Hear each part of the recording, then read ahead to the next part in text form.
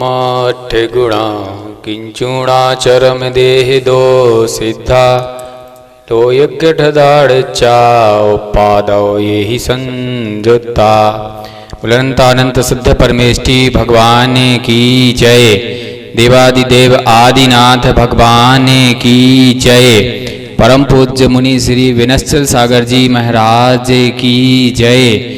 परम पूज्य मुनि श्री सुप्रभ सागर जी महाराज की जय। परम पूज्य मुनि श्री नगर गौरव प्रणत सागर जी महाराज की जय। जय जिनेन्द्र बंधुओं, सम्यक समाधान के इस कार्यक्रम में जुड़े हुए सभी श्रद्धालुओं का रोज की तरह आज पुनः हार्दिक स्वागत करता हूं, अभिनंदन करता हूं। परम पूज्य मुनि श्री सुप्रभ सागर जी महाराज की मंगलमयी वाणी के द्वारा हम सभी सम्यक समाधान की इस अनवरत श्रृंखला से निरंतर जुड़ कर के अपना जीवन उन्नत बनाने की ओर अपना मार्ग प्रशस्त कर रहे हैं। परम पूज्य मुनि श्री सुप्रभ सागर जी महाराज अपनी ज्ञान ध्यान साधना के द्वारा जहाँ हमारी श्रवण संस्कृति को गौरवान्वित कर रहे हैं, श्रवण संस्कृति को दैदीप्यमान बना रहे हैं, वहीं सम्यक समाधान के इस अभूतपूर्व कार्यक्रम के माध्यम से संपूर्ण भारतवर्ष में अपने वैदुष्य के कारण न केवल जन सामान्य तक आपको सुना जाता है, बल्कि देश के मूर्धन्य विद्वान भी आपके सम्यक समाधान को सुनकर के लाभान्वित होते हैं। साथ ही उनके मन में भी जो भी विकल्प उठते हैं, जो भी शंकाएं उठती हैं, वह ऑनलाइन के माध्यम से प्रेषित करके परम पूज्य मुनि श्री से उनका सम्यक समाधान आगम के आलोक में निरंतर प्राप्त कर रहे हैं। हम सभी का सौभाग्य है कि ऐसे श्रवण रत्नों का पावन चतुर्मास ललितपुर नगर को इस वर्ष का प्राप्त हुआ।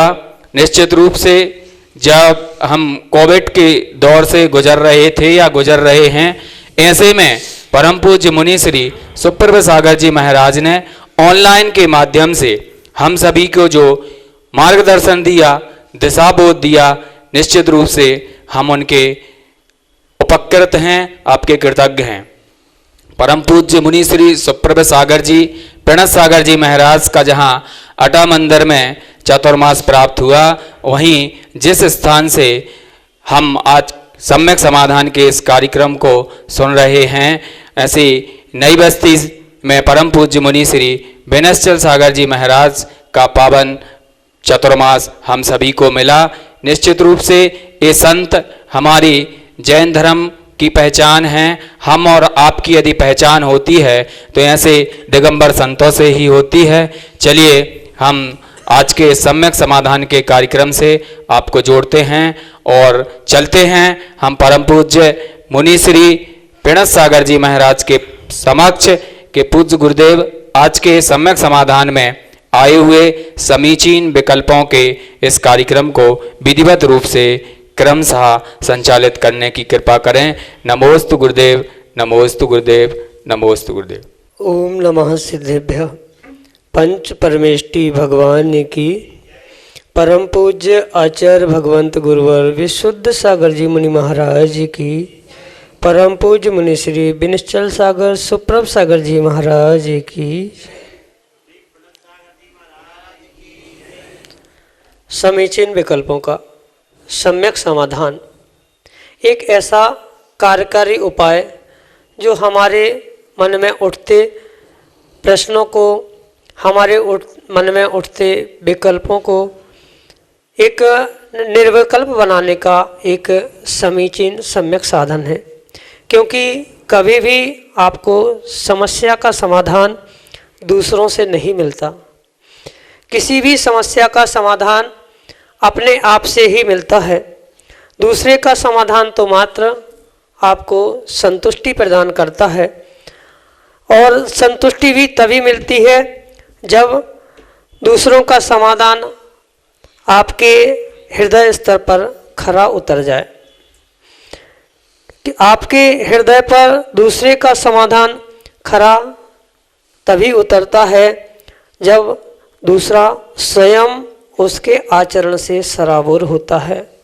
और ऐसे आचरण से सराबोर परम पूज्य आचार्य भगवंत गुरुवर विशुद्ध सागर जी महाराज के सुयोग्य शिष्य परम पूज्य मुनि श्री सुप्रभ सागर जी महाराज के माध्यम से हम सभी अपने समीचीन विकल्पों का सम्यक समाधान प्राप्त कर रहे हैं, जो निश्चित ही हमारे मन में उठते विकल्पों के लिए कार्यकारी उपाय साबित होगा।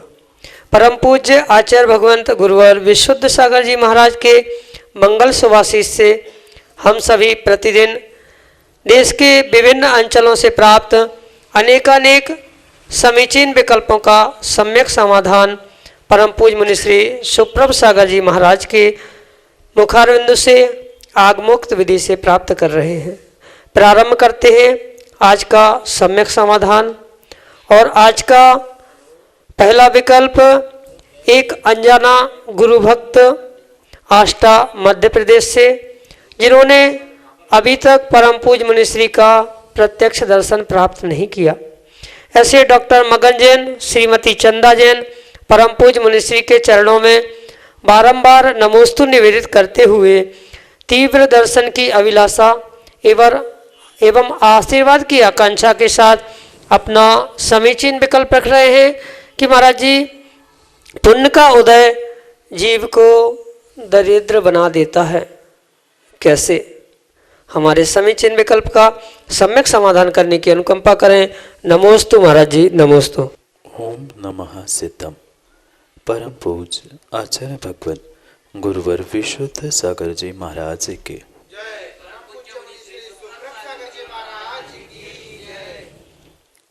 इस ब्रह्मांड में पुण्य एक ऐसी वस्तु है जो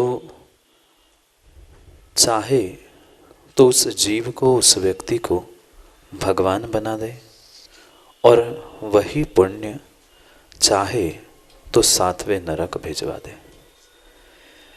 ये परम सत्य है कि जो भी जीव परमात्मा बनता है, मोक्ष को प्राप्त करता है, उस मोक्ष और मुक्ति लक्ष्मी को प्राप्त करने वाला जीव पुण्यात्मा होता है। ये तो हम बहुत आसानी से समझ सकते हैं, पर 7वें नरक ले जाने वाला भी वही पुण्य होता है जो मुक्ति को दिलाने वाला होता है। जैसे जो मोक्ष को प्राप्त करने वाला जीव है, उसके लिए उत्तम सहनन रूप नाम कर्म की पुण्य प्रकृति की आवश्यकता होती है, और वही उत्तम सहनन की बदौलत ही जीव 7वें नरक तक पहुंचने की शक्ति रखता है। जिसके पास वह उत्तम सहनन नहीं है, ना वह मोक्ष जा सकता है, ना वह नरक जा सकता है। इसी प्रकार से जो आपका डॉक्टर साहब प्रश्न है कि पुण्य दरिद्री कैसे बनाता है, जब पुण्य उत्तम सहनन 7वें नरक ले जा सकता है, तो वह इस संसार में दरिद्री बनाने के लिए साधन क्यों नहीं हो सकता। सीधी सी बात इतनी है, जो साधन पुण्य रूपी हमें मिले हैं, या पुण्य से मिले हुए जितने भी साधन हैं, उन साधनों का और पुण्य रूपी साधन का भी अगर साक्षात हमने दुरुपयोग किया है, तो नियम से दरिद्री ही नहीं अपितु नरक भी वही पुण्य ले जाएगा। क्योंकि यह परम सत्य है। जैसे जीवों ने आज तक यही पुण्य और यही पुण्यात्मा मान के रखा था जिसके पुण्य का उदय चल रहा है, परंतु आगम के परिप्रेक्ष्य में पुण्यात्मा पुण्य के उदय में आने के निमित्त से जीवों को नहीं कहा, अपितु जो वर्तमान में पुण्य क्रियाओं में तल्लीन है, लीन है, शुभ क्रियाओं से आने वाले समय के लिए पुण्य अर्जन कर रहा है, वास्तव में वही आगम के परिप्रेक्ष्य में पुण्यात्मा है। क्योंकि जिसके पुण्य का उदय है, वह तो आने वाले समय में उस पुण्य को भोग कर नियम से पाप को प्राप्त करने वाला है। जैसे एक बार भी शायद मैंने पहले भी दृष्टांत दिया था, पुनः आपके इस प्रश्न पर यही दृष्टांत देना चाहता हूँ। जैसे एक अगरबत्ती है, घर के किसी भी कोने में अगरबत्ती को जला देना पूरे घर को वह सुवासित करती है। व्यक्ति खुश हो जाता है कि अगरबत्ती जल रही है, घर में सुगंध है। पर ये परम सत्य है, घर में पूरे सुगंध होने के बावजूद भी वह जहाँ अगरबत्ती जल रही है वहाँ उसके नीचे राख ही पड़ी मिलती है। ऐसे ही जो पुण्य की सुगंध रूप तुम्हें साधन सामग्री सब कुछ मान सम्मान धन आदि प्राप्त हो रहा है, ये पक्का विश्वास करने योग्य है कि जैसे उन सामग्री को तुमने प्राप्त किया है, भोगा है, जो अगरबत्ती की राख थी, ऐसी ही पुण्य की राख होकर वहाँ पर हमने पाप का संचय प्रारंभ किया है।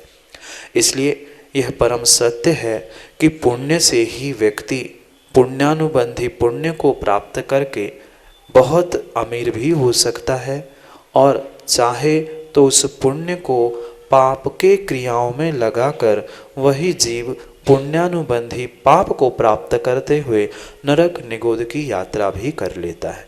इसलिए यह परम सत्य है, दरिद्री बनना, अमीर बनना, मोक्ष जाना, नरक जाना, ये परिपूर्ण रूप से व्यक्ति के जीव के स्वयं के उस पुण्य के सदुपयोग और दुरुपयोग पर निर्भर करता है। पुण्य का जो व्यक्ति मिसयूज या दुरुपयोग करता है वह नियम से दरिद्री या नियम से नरक निगोद को पहुंचने की शक्ति रखता है, क्योंकि पुण्य के अभाव में किंचित भी जीव कभी भी कोई कार्य पूर्ण रूप से सफलता से प्राप्त नहीं कर सकता, चाहे वह कितना भी पुरुषार्थ कर ले। इसलिए उसकी कार्य की सिद्धि के लिए जो भाग्य रूपी पुण्य की आवश्यकता थी, उस भाग्य रूपी पुण्य की आवश्यकता के निमित्त से ही वह जीव दरिद्री बनता है और उसका सदुपयोग करेगा। उस मनुष्य तन की पुण्य को अगर वह पुनः पुण्यानुबंधी पुण्य यानी व्रत, समिति, तपस्या, भगवान की भक्ति, स्वाध्याय, षड आवश्यक आदि साधनों से वह पुनः पुण्य से पुण्य का अर्जन करेगा तो नियम से कल्याण करके परमात्मा बन पाएगा, या उसका दुरुपयोग करेगा तो अगली पर्याय में दरिद्री, पुनः दरिद्री से पुनः हीन भावना, पुनः पाप का आश्रय करते करते वह नियम से नरक निगोद की ही यात्रा करेगा। यही आपके लिए संक्षेप से सम्यक समाधान। अगला विकल्प इंदौर मध्य प्रदेश से राहुल जैन परम पूज्य मुनिश्री के चरणों में बारंबार नमोस्तु निवेदित करते हुए अपना समीचीन विकल्प रख रहे हैं कि महाराज जी, क्या प्रतिमाधारी श्रावक को यज्ञोपवीत जनेऊ पहनना आवश्यक है, और यदि नहीं पहनता है तो इसमें क्या कोई दोष है? हमारे समीचीन विकल्प का सम्यक समाधान करने की अनुकंपा करें। नमोस्तु महाराज जी, नमोस्तु। सबसे पहले अगर हम आगम के परिप्रेक्ष्य में पूर्वाचार्यों से मिले तो आदि पुराण ग्रंथ में आचार्य भगवंत जिनसेन स्वामी कुछ श्रावकोचित क्रियाओं को उद्घाटित करते हुए ये समझाते हैं, जब एक बालक जन्म लेता है, जन्म लेने के उपरांत अनेक संस्कारों के बाद जब वह बालक 8 वर्ष का पूर्ण हो जाता है, सम्यक प्राप्त करने की शक्ति को ग्रहण करता है, उस 8 वर्ष के बालक को यज्ञोपवीत संस्कार कराना बहुत आवश्यक कहा गया। जो संस्कारों की विधि और संस्कारों की श्रृंखला बचपन से लेकर मृत्यु तक की जिनसेन स्वामी ने लिखी है, उन संस्कारों को, उन क्रियाओं को श्रावकों को समझना बहुत ही आवश्यक है। जैसे ही बालक 8 वर्ष का होता है, उसे उपनीति उपनयन संस्कार या यज्ञोपवीत धारण करने के संस्कार देना परम आवश्यक, क्योंकि आपने व्रतियों के विषय में पूछा है और यज्ञोपवीत के ही विषय में पूछा है। आगम में तो स्पष्ट रूप से यह कहा गया है कि यज्ञोपवीत के संस्कार मात्र व्रतियों को ही नहीं अपितु जिस जिस व्यक्ति ने इस जैन कुल में जन्म लिया है उस जैन कुल को प्राप्त करने वाले प्रत्येक जीव को वह रत्नत्रय का स्वरूप यज्ञोपवीत धारण करना होगा। जो जीव जैन कुल में जन्म लेता है उसे यह भान होना आवश्यक है कि हम सच्चे देव, शास्त्र और गुरु इनके भक्त हैं और इसी कारण से उसे 3 लड़ वाला जनेऊ पहनना परम आवश्यक कहा गया है। यह एक सम्यक दर्शन, सम्यक ज्ञान, सम्यक चारित्र रूपी रत्नत्रय का प्रतीक होने से उसको भी धारण करने की व्याख्या आगम में लिखी है।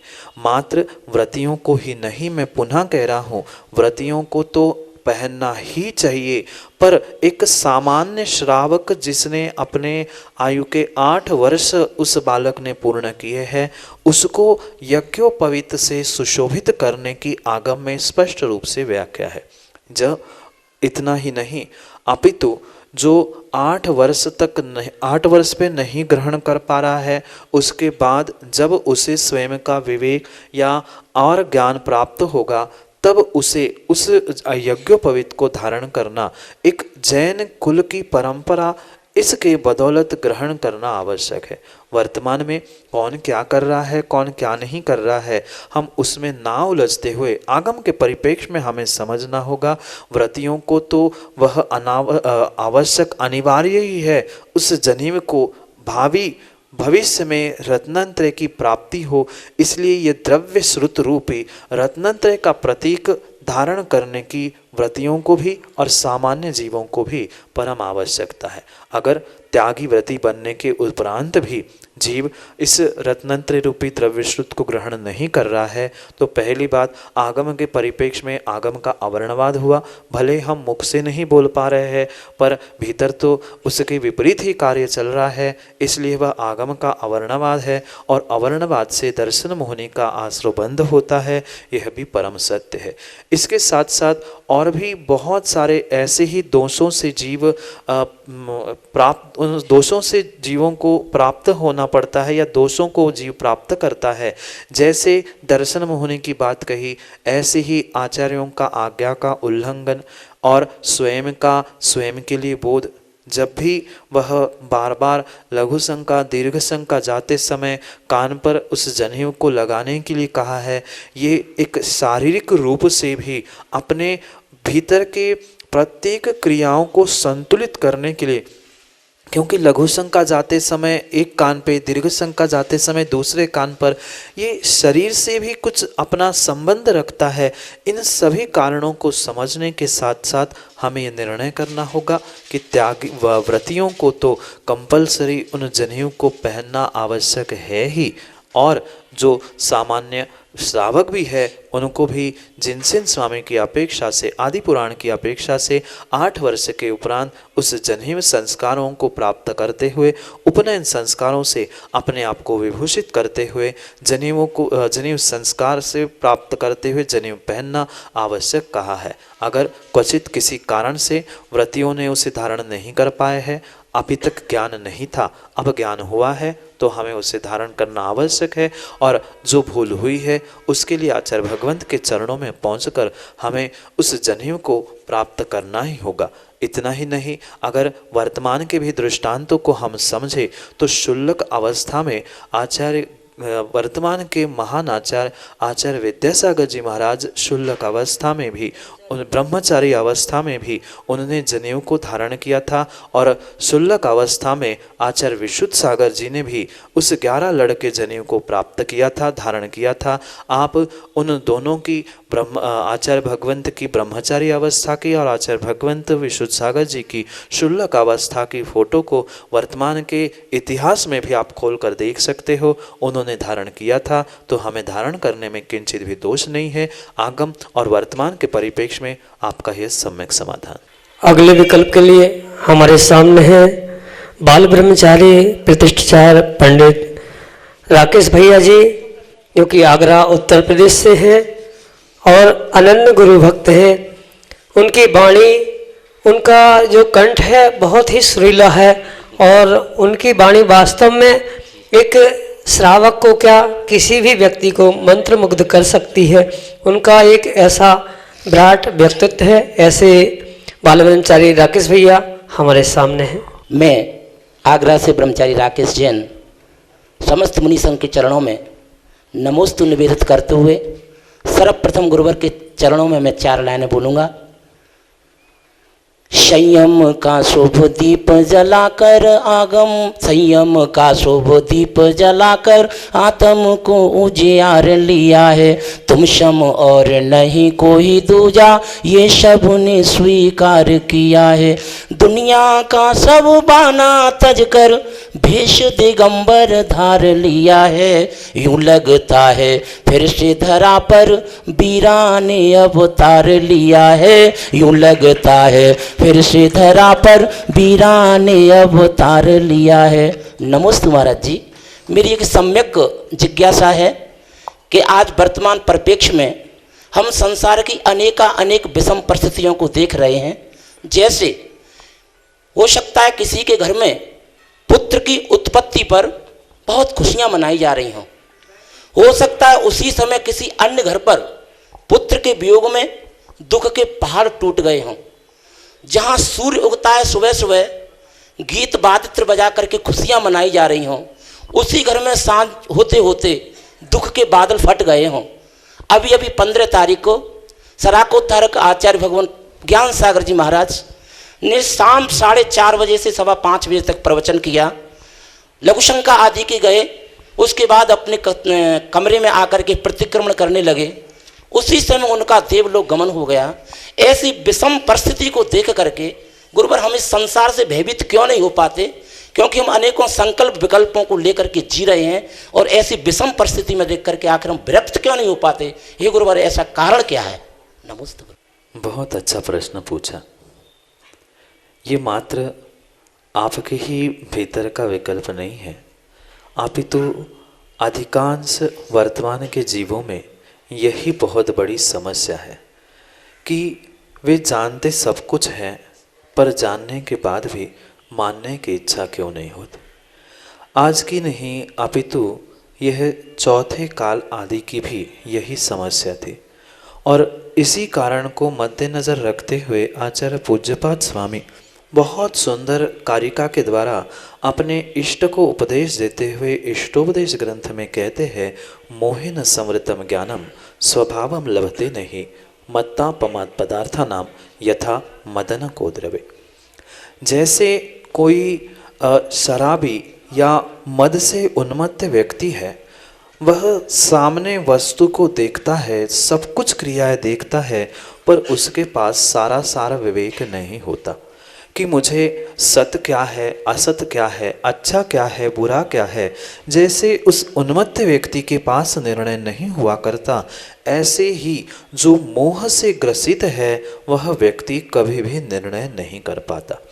बहुत सुंदर बात कहते पूज्यपाद स्वामी कि मोहेन समृद्धम ज्ञानम, जो हमारा वर्तमान का ज्ञान है परिपूर्ण रूप से ये तेरा, ये मेरा, ये इसका, ये उसका, मात्र और मात्र अपने पराये के ममत्व और मोह भाव से ग्रसित होने के कारण हम आज तक जो स्वभाव रूप मेरा ज्ञान है, प्रत्येक वस्तु का जो स्वभाव है, हम उसे जानने के बाद भी स्वीकार नहीं कर पा रहे हैं और क्वचित स्वीकार भी कर लेते हैं तो उसे मानकर जीवन में उतारने का पुरुषार्थ नहीं कर पाते।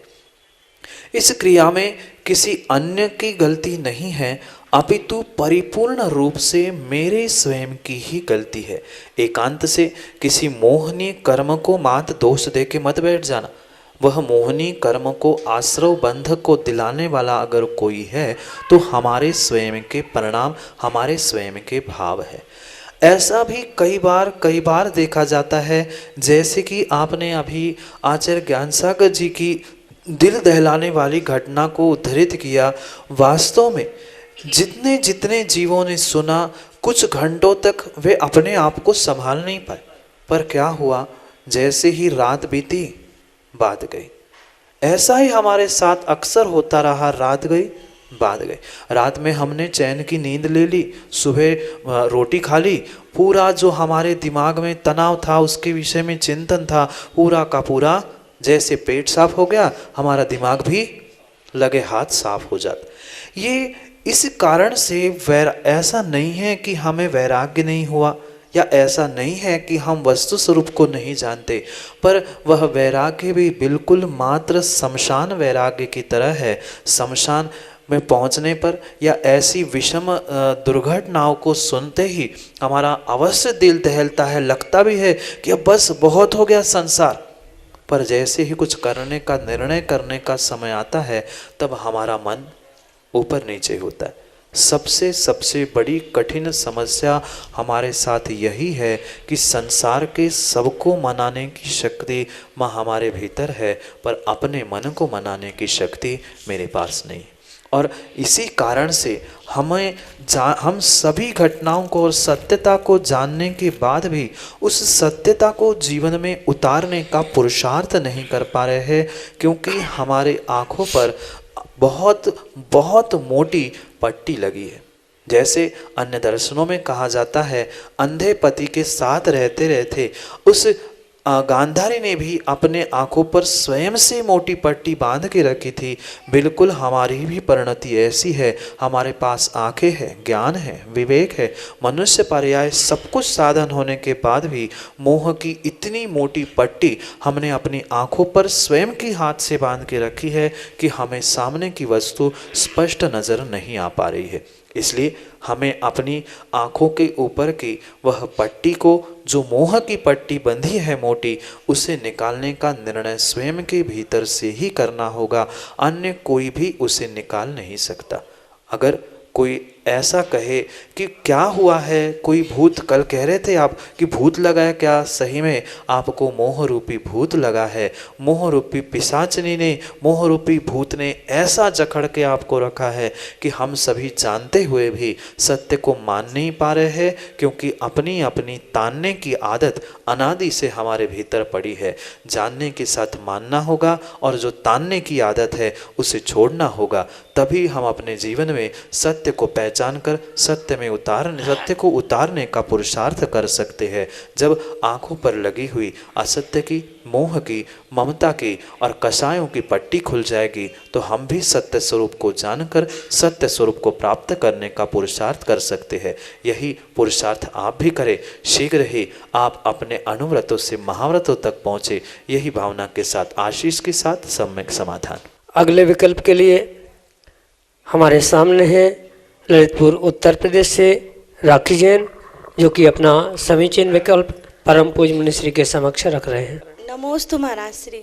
महाराज श्री, मेरा प्रश्न ये है कि जो हम पूजा विधान तप वगैरह करते हैं, वो फल की इच्छा से करते हैं, तो क्या हमें ये कर्म का बंध होता है?